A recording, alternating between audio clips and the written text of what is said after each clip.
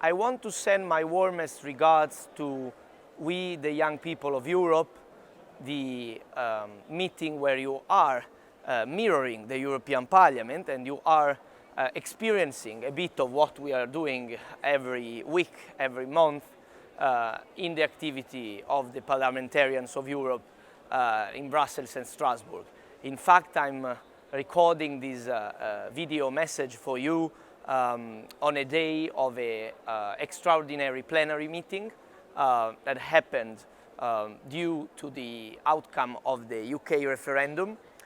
I know that you have been talking in these days that one of your topics of the meeting you are having is the migration and refugee crisis. I've been working a lot on it. I am the rapporteur of the European Parliament on the integration of refugees in the labour market.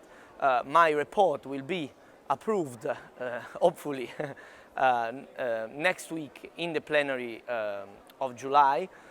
And you know that migration and the external dimension of EU is such a crucial issue at the moment in the debates of the European Union, and you also are having your meeting in a place in Puglia that is in the heart of the Mediterranean and at the center of this complicated situation of complicated neighborhood, complicated management of migration and refugee influxes. So I'm sure you are having a very interesting discussion on this, very good reflections coming from your debate.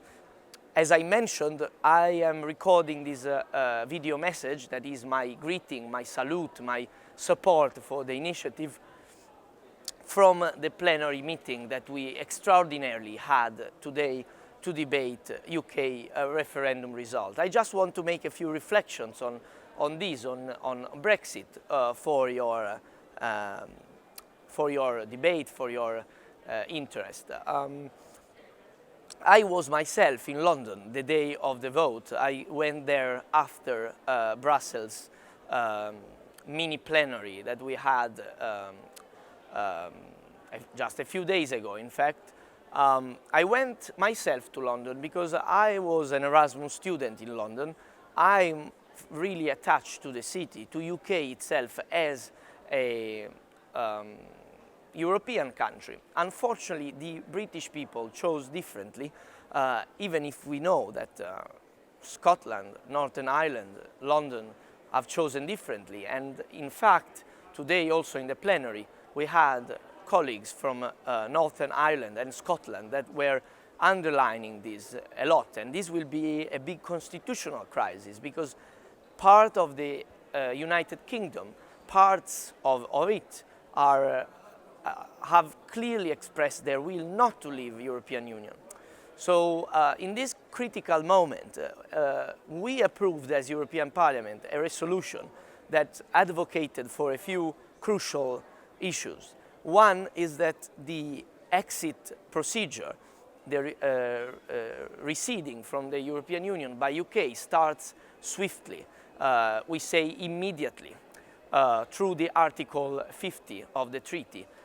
Because we cannot endure a long period of uncertainty that is damaging for UK but also for EU. We can think of our businesses, of our economy, of our society. We are unable at the moment to make any project at medium term because we have no idea of what will be in 1 year and a half, 2 years maximum, the real situation of the conditions of commerce, of investment, of exchange, of mobility between UK and the rest of the European Union. So this uncertainty has to be the shortest as possible to avoid damage for both us and the UK. That was one of the points of the resolution. One other big issue is that the rest of the European Union has clearly understood and clearly advocates, at least the European Parliament very strongly, that we need to build a new path for integration, exploiting as much as possible the Lisbon Treaty. This means new instruments of welfare state, of governance at economic level, of banking union, of fiscal union against fiscal dumping in the Eurozone, first of all, and in the European Union. New instruments of cooperation in defense, in foreign policy, in fight against terrorism, in protecting our external borders, in building a common asylum system that is in fact already there but not working. We can do a lot of these things. I would say almost everything of these things I've been listing through the existing institutional framework, the Lisbon Treaty, and through the enhanced cooperations.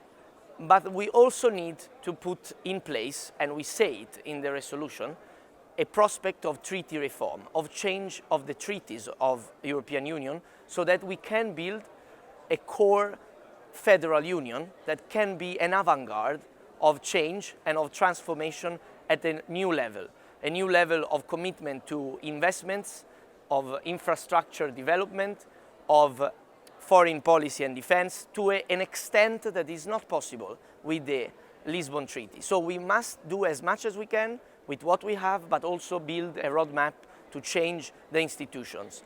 I really believe that. I'm a federalist. I really believe that the example of Altiero Spinelli, who is an Italian anti-fascist, that his name is in the door of this building where I'm now.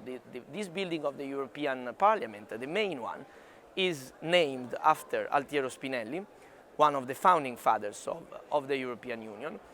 I really believe in the idea of a federal union. I think that the sovereignty that politics have so much lost due to globalization, to changes in the structure of the power relationships in the world, this struggle of politics of these years to deliver solutions will be solved, and sovereignty will be regained if we really pull it together at a higher level. We need to do that. We need to build a European core federal union inside the larger European Union that can really deliver for the citizens. I think it can be a new engine of development. I really am supportive of the projects that also some member states, also Italy, have put very clearly forward in terms of the migration compact, of the Minister of Finance for the Eurozone, and many other things. I think that if some countries will push together with the support of the European Parliament, we can transform this Brexit crisis into an opportunity of change and of development for a more democratic, more accountable, more effective European Union. Not just a bureaucratic union, sometimes we are in some of our endeavors, but we can really be instead a democratic union of growth, of democracy, more than we are now. Many things that we are already doing, that we are exceptional. Mobility, peace, cooperation. We built a really beautiful project in these decades, but we really need to change now. And the UK referendum was a ringing bell for all of this. So I think that these are some core messages that are in the resolution of the European Parliament. If I may say a critique, I would like to say that there is not a clear commitment in the Parliament resolution, unfortunately, because there was the need to build a compromise between different political groups, to the need to have a citizens' convention to start the treaty revision, to start discussing the new institutional framework. I think that without involving the citizens, we will never be able to build a real democratic union. We cannot accept a kind of Eurocratic alternative to real debate by civil society. The change of European Union cannot be built only in the palaces, it cannot be built only by government officials, it must be built by the citizens. So I think that the path of civil society engaged in a citizens' convention is absolutely necessary, and I will fight for that. So I want to thank you for what you're doing, because learning about the institutions, mirroring them, as you say, and creating occasions of discussion and of proposal of understanding the institutions in their working, also to propose ways to ameliorate them, is crucial. So thank you for your work, thank you for what you're doing, and I hope that we can continue cooperating together for a better Europe, a Europe for citizens, a Europe for all, a Europe that is serving the interest of the European people. Thank you.